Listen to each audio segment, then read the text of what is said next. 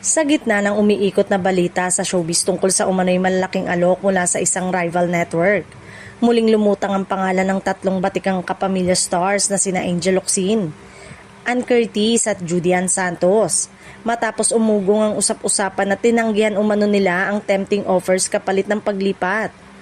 Ayon sa mga kumakalat na ulat at blind item sa social media, kabilang umano sa inaalok sa tatlong aktres ang mas mataas na talent fee, mas madalas na proyekto at mas malawak na exposure sa telebisyon at digital platform.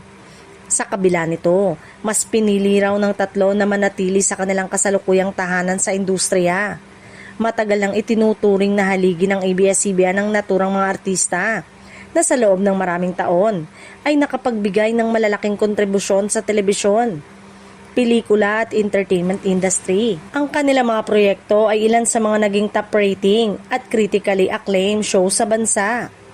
Para sa maraming tagahanga, ang umano'y desisyon nilang manatili ay patunay na loyalty, hindi lamang sa network kundi pati na rin sa mga taong naging bahagi ng kanilang journey bilang mga artista.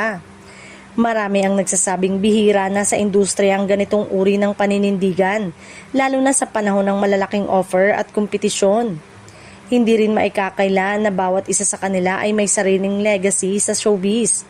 Si Angel bilang isa sa pinakarespetadong dramatic actress at philanthropist, si Ann bilang versatile host at actress, at si Judy Ann bilang drama queen na may matibay na karera mula pa noong kabataan. Dahil dito, patuloy silang sinusubaybayan at sinusuportahan ng iba't ibang henerasyon ng fans. Sa ngayon, patuloy ang mainit na diskusyon sa social media habang wala pang malinaw na pahayag.